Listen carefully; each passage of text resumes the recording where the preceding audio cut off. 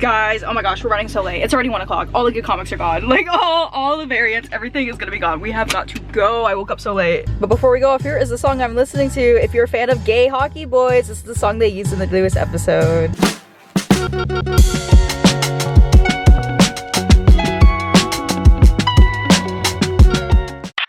Hey y'all, welcome back to another video. My name's Emma, in case you didn't know me. Today is a really big day because it's new Nightwing comics, but it's also 2 o'clock right now, so we started off very late today, but it's okay. We are still gonna keep it rolling because I think everything that I got today is gonna be there, like, no matter what. Like, they're probably gonna order a lot of it. This is me gaslighting myself into making it okay that I woke up so late today. Quick intermission. I did not go over what I was gonna get today, and it just immediately jumps into me talking about how much I want the Scarlet variant cover that I don't even get today. So I'm getting Nightwing issue 133. Dan Watters and Ken Marion is the artist for this one.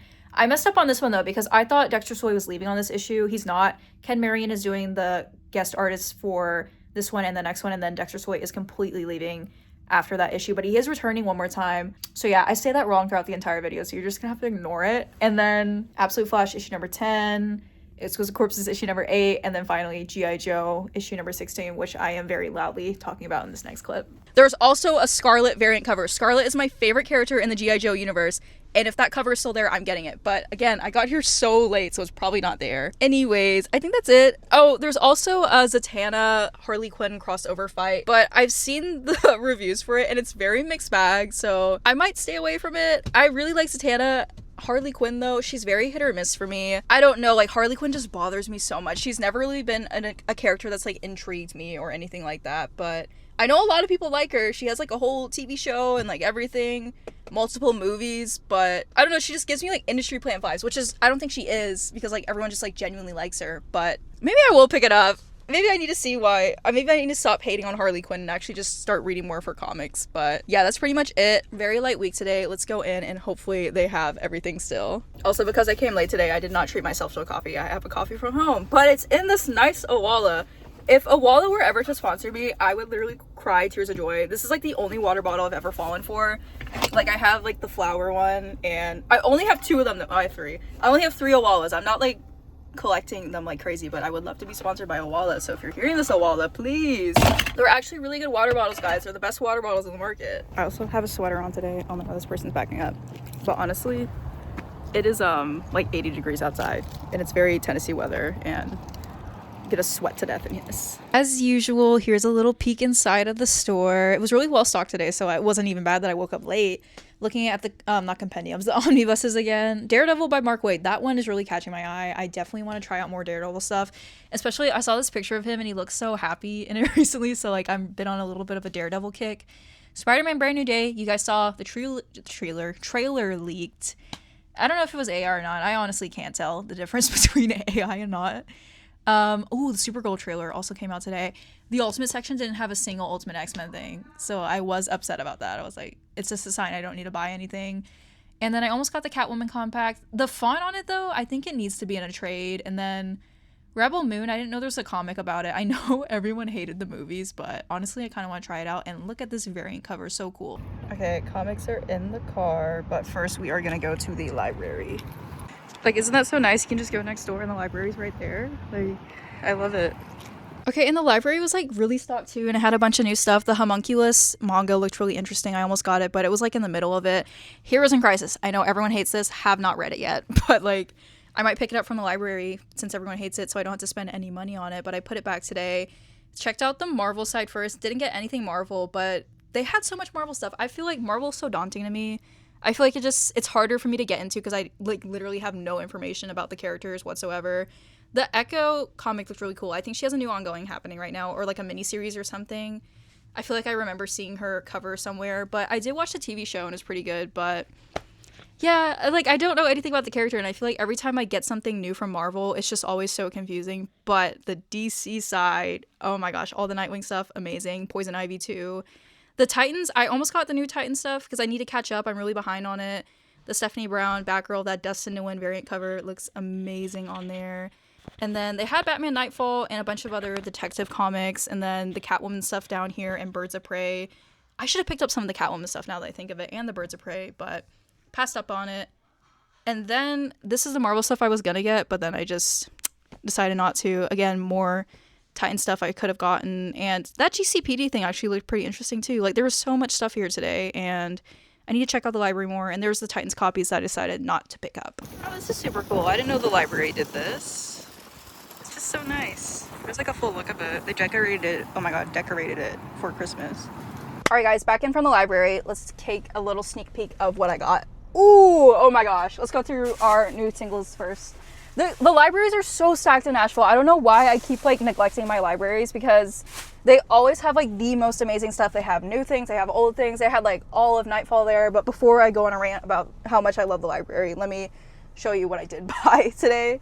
First up, we have issue 10 of Absolute Flash, Lemire. I'm gonna go with Lemire. I think that's right. Nick Robles is the artist. And then Adriano Lucas is the colorist, I think. Adriano Lucas is the colorist, yes. How cute. I cannot wait for this issue. I have been really enjoying Absolute Flash as of recently. The pacing was off for me kind of throughout the first arc of it, but like as we've gone on, it has been so amazing, and I'm seeing there's an introduction of a new character in this, and I just kind of spoiled that for myself. Then we have Nightwing, of course. I got the Dustin Nguyen variant cover. He is the star of today because I also got some more stuff by him. But this is going to be by Dan Waters, and Ken Marion is the artist. Let's take a peek at the art. I haven't looked at it yet. Ooh, okay.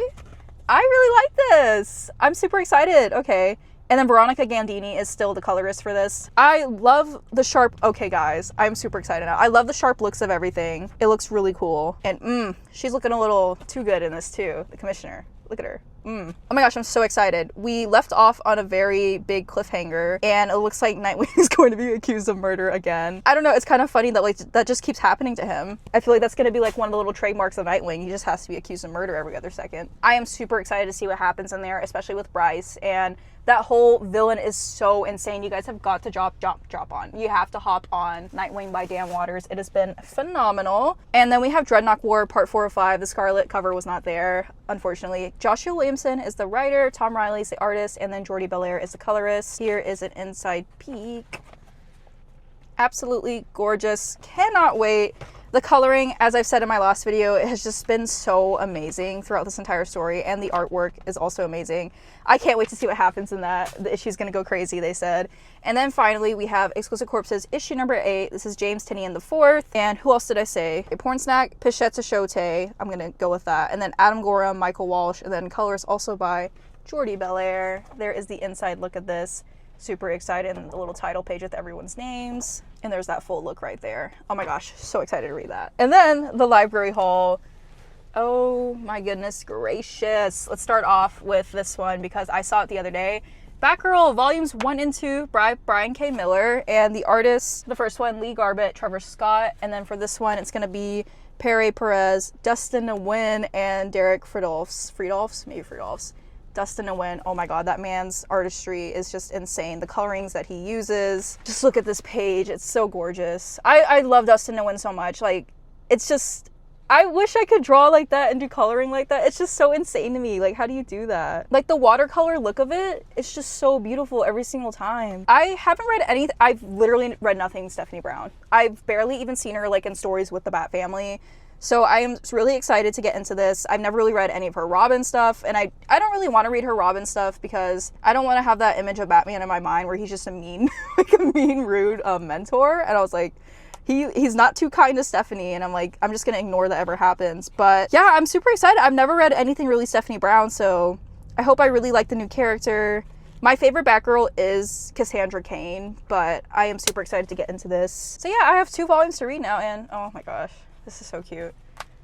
I think that's Dustin Nguyen. He does little like cute cute cartoony characters like that sometimes. And then we got Nightwing Rebirth. You guys have known I've been saying I want to get to the Rick Grayson stuff. I need to suffer through it and see what happens, because how can I be a true Nightwing fan if I don't do that? But this is going to be by Tim Seeley for both of the first 2 volumes. Javier Fernandez is the artist, Marcus Tu, also another artist, and Chris Sotomayor. And then for the second one, Javier Fernandez and Chris Sotomayor on that second volume too.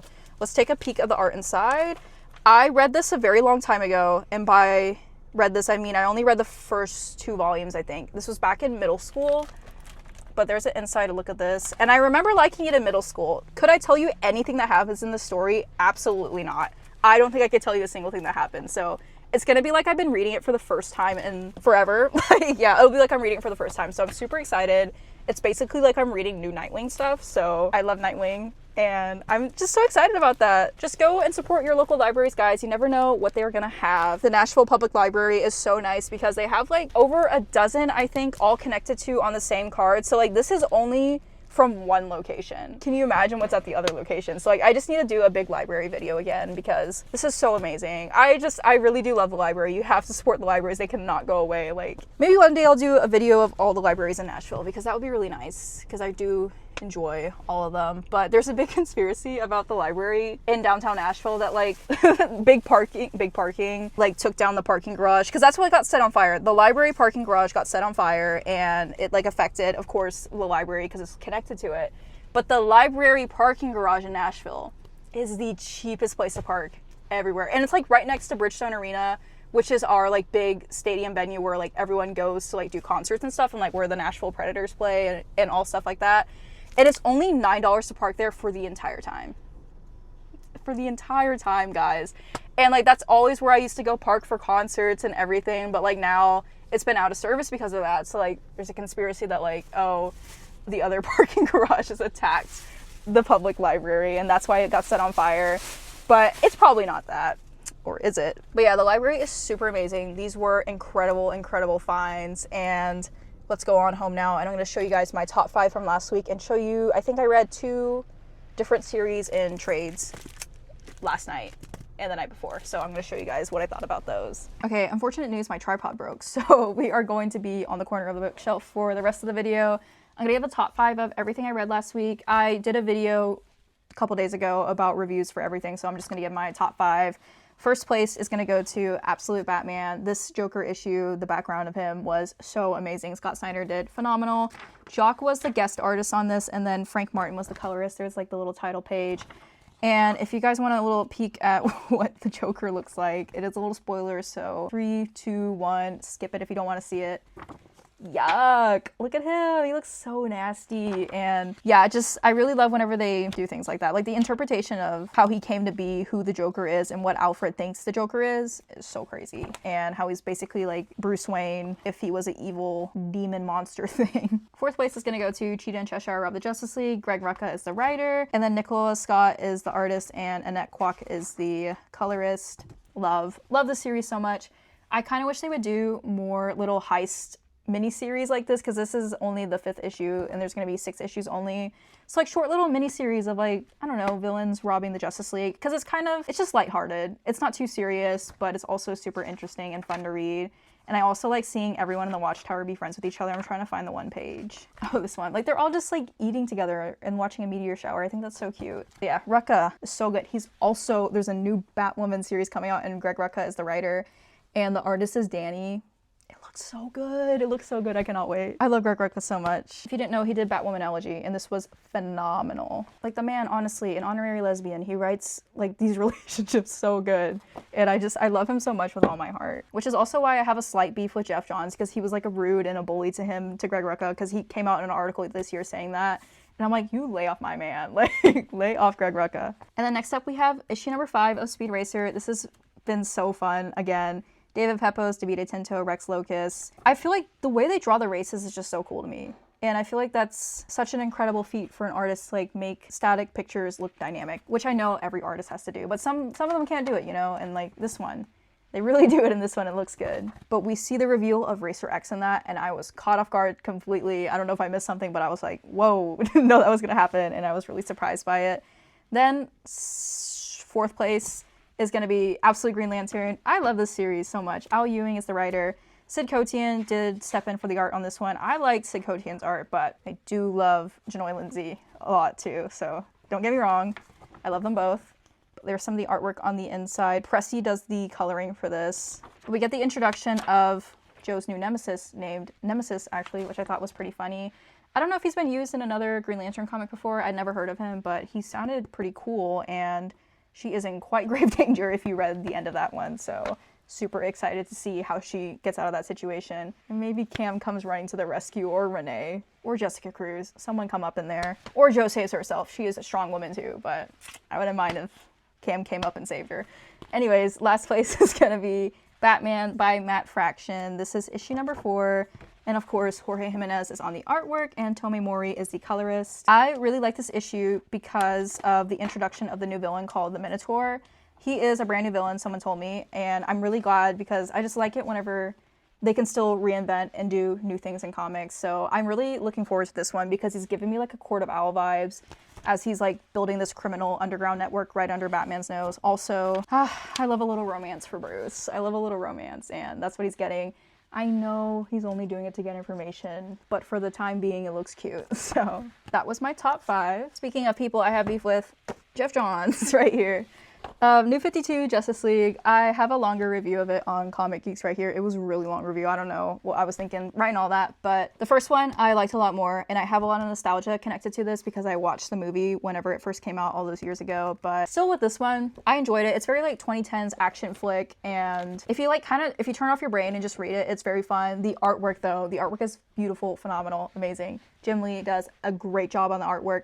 The second one does take a little bit of a drop off after Jim Lee doesn't do the art for the first couple issues, which makes me realize that's why I did like the first one that much. I said it in the review though, my only problem with Jim Lee's artwork, and I noticed that a lot whenever he draws like some of the dimensions on the women, but he made Wonder Woman's breastplate too low. I'm trying to find it. Yeah.